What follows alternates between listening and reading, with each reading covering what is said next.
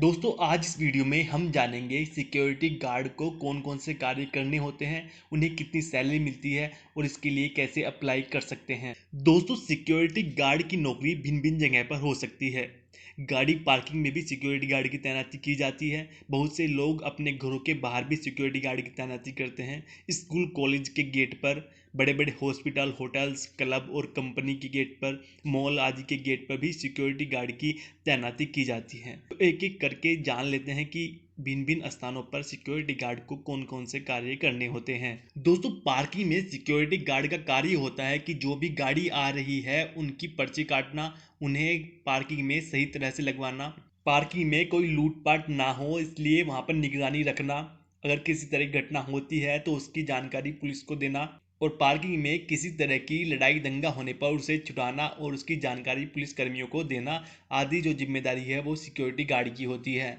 और अगर security guard की नौकरी शॉपिंग मॉल में लगी है तो गार्ड को शॉपिंग मॉल के गेट पर खड़ा होना होगा, वहां से आने जाने वाले लोगों की तलाशी लेनी होगी, उनके पास कोई हथियार वगैरह सामान तो नहीं है जिससे कि वो किसी को हानि पहुंचा सके, इसलिए उनकी तलाशी लेना ये कार्य सिक्योरिटी गार्ड का होता है। शॉपिंग मॉल में किसी तरह की लड़ाई दंगा हो जाने पर उसे शांत करना और अगर जरूरत पड़े तो पुलिस कर्मियों को बुलाना, ये कार्य भी सिक्योरिटी गार्ड को करना होता है। और अगर किसी घर के बाहर सिक्योरिटी गार्ड की नौकरी लगी हुई है तो वहां पर आने जाने वाले लोगों पर नज़र रखना, वहां पर आने लोगों की गाड़ियों को साइड में लगवाना आदि जो कार्य है वो सिक्योरिटी गार्ड का होता है। किसी भी तरह का कोई लड़ाई दंगा हो जाने पर उसे शांत करना, पुलिस कर्मियों को बुलाना और उस घर की निगरानी रखना, ये सभी कार्य सिक्योरिटी गार्ड का होता है। और अगर किसी स्कूल कॉलेज पर सिक्योरिटी गार्ड की नौकरी लगी है तो वहां पर कार्य होगा स्कूल कॉलेज की निगरानी रखना, वहां पर पढ़ने वाले बच्चों की जांच करके उन्हें अंदर आने देना, कोई किसी तरह का हथियार का या किसी अन्य सामान को लेकर ना आए जिससे कि मैं किसी को हानि पहुंचा सके। और किसी भी अनजान व्यक्ति के अंदर आने पर उसकी पूरा डाटा लेना, उसकी एंट्री करने के बाद ही उसे अंदर आने देना, ये सभी कार्य सिक्योरिटी गार्ड का होता है। और स्कूल या कॉलेज में किसी भी तरह का लड़ाई दंगा हो जाने पर पुलिस को सूचना देना, उस लड़ाई को शांत कराना आदि कार्य भी सिक्योरिटी गार्ड को करना होता है। और अगर सिक्योरिटी गार्ड की नौकरी किसी बैंक पर या किसी बड़े होटल या बड़ी कंपनी में लगी है तो वहां पर भी सिक्योरिटी गार्ड का कार्य होगा कि वहां पर आने जाने वाले आदमियों की निगरानी रखना जिससे कि वहां पर कोई चोरी लूटपाट की घटना ना हो, और अगर कोई किसी तरह की कोई घटना होती है तो उसकी जानकारी पुलिस को देना, ये सभी कार्य सिक्योरिटी गार्ड का होता है। तो मैं आशा करता हूं कि अब आपको समझ आ ही गया होगा कि सिक्योरिटी गार्ड को कौन कौन से कार्य करने होते हैं। और बात करें सैलरी की तो सिक्योरिटी गार्ड को प्रति माह 8,000 से 20,000 रुपये सैलरी मिलती है।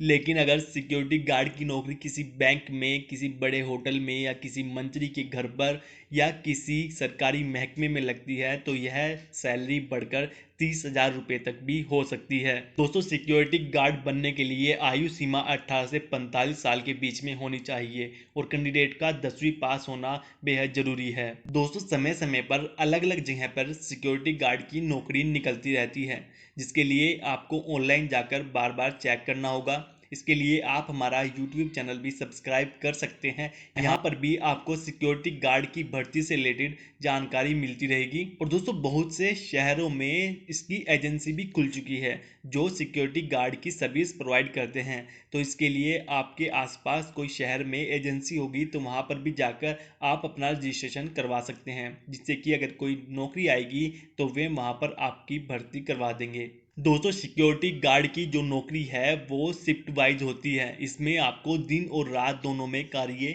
करना पड़ सकता है। इसका सिलेक्शन प्रोसेस इंटरव्यू बेस होता है जिसमें फॉर्म भरने के बाद कैंडिडेट को इंटरव्यू के लिए बुलाया जाएगा।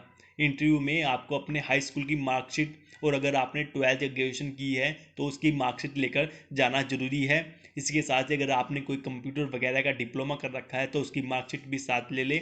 इसके साथ ही आधार कार्ड, पहचान पत्र या पैन कार्ड और कम से कम 5 फोटो अपने साथ लेकर जरूर जाए। तो दोस्तों अगर वीडियो आपके लिए हेल्पफुल है तो वीडियो को लाइक कीजिए, अपने दोस्तों में शेयर कीजिए और अगर आप चैनल पर नए आए हैं तो चैनल को सब्सक्राइब करके बेल आइकन को दबा लीजिएगा ताकि हम जो भी जीके से रिलेटेड नई वीडियो लाएंगे उसकी नोटिफिकेशन आपको सबसे पहले मिलती रहे।